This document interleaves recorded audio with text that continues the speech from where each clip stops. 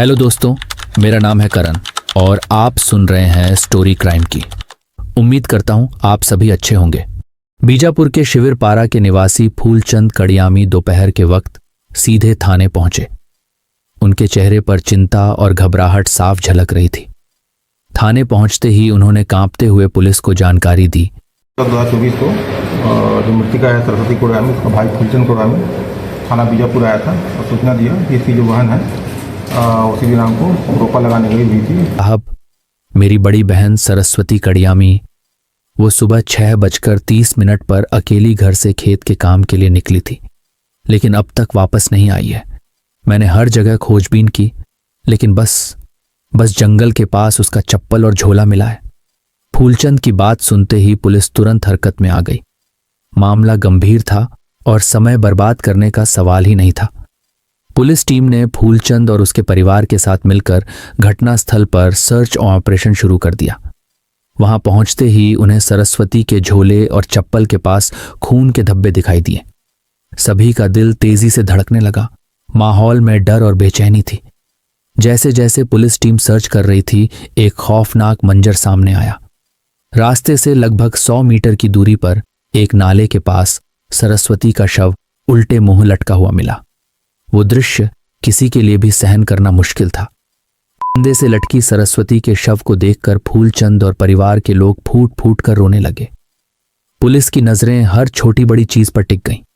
उन्होंने सावधानी से वहां के हर संकेत की पड़ताल शुरू कर दी। एक मासूम महिला जो रोज की तरह खेत के काम पर गई थी, ऐसे अचानक गायब हो जाएगी और फिर इस तरह मिलेगी, ये समझना मुश्किल था। इस घटना ने पूरे गांव को सन्न कर दिया।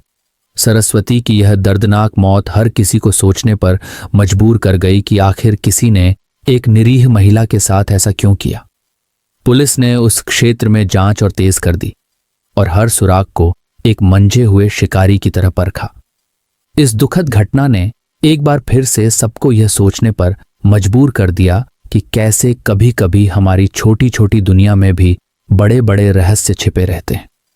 इस मामले की सच्चाई अब पुलिस की गहरी जांच पर निर्भर थी और हर कोई उम्मीद लगाए बैठा था कि जल्द ही सरस्वती को इंसाफ मिलेगा। पुलिस के सामने का दृश्य किसी फिल्मी सस्पेंस से कम नहीं था। घटनास्थल पर पहुंचते ही पुलिस ने अंदाजा लगा लिया कि यह मामला हत्या का नहीं हो सकता, बल्कि इसे आत्महत्या का रूप देने की एक बेहद शातिर कोशिश की गई थी।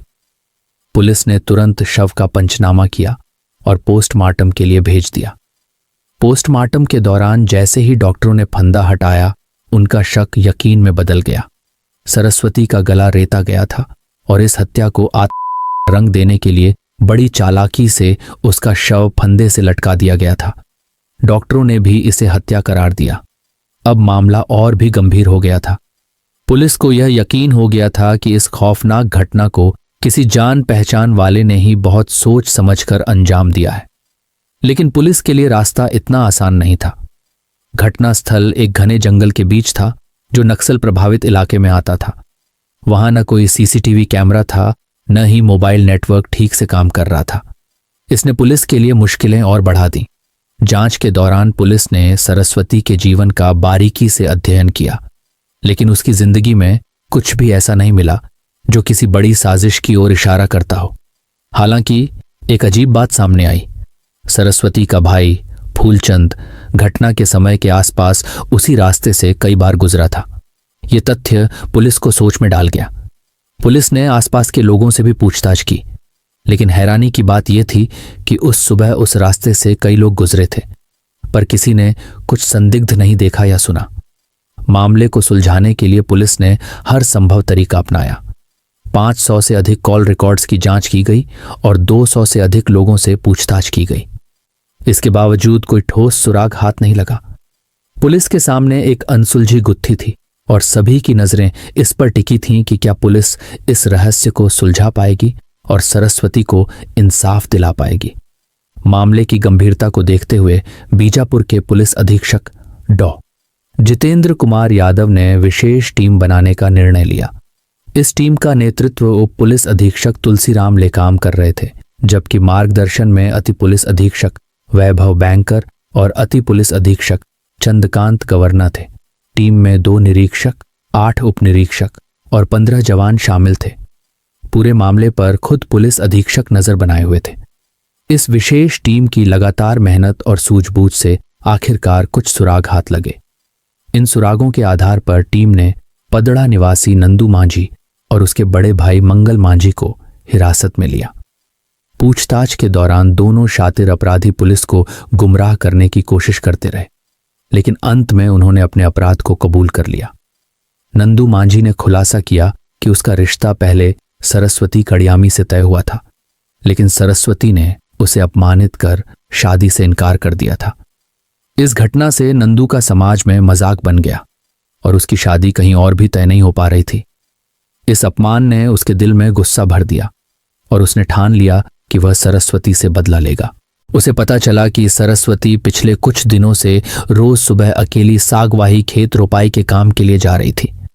इसी बात का फायदा उठाते हुए नंदू ने अपने भाई मंगल मांझी के साथ मिलकर हत्या की योजना बनाई। 10 अगस्त 2024 की सुबह दोनों कन्हईगुड़ा के जंगल में छिप गए और सरस्वती का इंतजार करने लगे। जैसे ही सरस्वती अकेली आई, दोनों ने उसे जंगल में खींच लिया और गला रेतकर उसकी हत्या कर दी। हत्या को रूप देने के लिए उन्होंने सरस्वती के शव को नाले के पास फंदे से लटका दिया और वहां से फरार हो गए। इस घटना के बारे में नंदू ने अपने पिता सुखनाथ मांझी उर्फ फोटकू को भी बताया। पिता ने अपने बेटों का पूरी तरह साथ दिया और उन्हें सुरक्षित रखने के लिए हर संभव प्रयास किया। पुलिस ने घटनास्थल से हत्या में प्रयुक्त चाकू, कपड़े और अन्य सबूत बरामद कर लिए हैं, जो नंदू और मंगल ने जंगल में छिपा रखे थे। पर्याप्त सबूत जुटाने के बाद पुलिस ने इस हत्या के मामले में तीनों आरोपियों 1 मंगल साय मांझी, 2 नंदू मांझी और 3 सुखनाथ उर्फ फोटकू मांझी को गिरफ्तार कर लिया है। उनके खिलाफ धारा 103/1, 238, 239, 249, 239, 61/2, 351, 2 और 3-5 BNS के तहत मामला दर्ज कर उन्हें न्यायालय में पेश किया गया है। इस केस की जटिलता और टीम की सूझबूझ को देखते हुए पुलिस अधीक्षक डॉ जितेंद्र यादव ने पूरी टीम को पुरस्कृत करने की घोषणा की।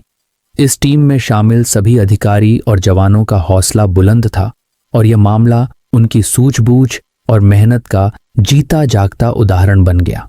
दोस्तों, इस घटना को सुनाने का उद्देश्य किसी का दिल दुखाना नहीं है, किसी को परेशान करना नहीं, बल्कि आपको जागरूक करना है, आपको सचेत करना है। दोस्तों, इस पूरी घटना के बारे में आपकी क्या राय है, कमेंट बॉक्स में ज़रूर बताएं और अगर हमारी मेहनत पसंद आई हो तो इस वीडियो को लाइक करते हुए शेयर भी करें। अगर आपने अब तक चैनल को सब्सक्राइब नहीं किया है तो हमारे चैनल को सब्सक्राइब कर लीजिए। धन्यवाद।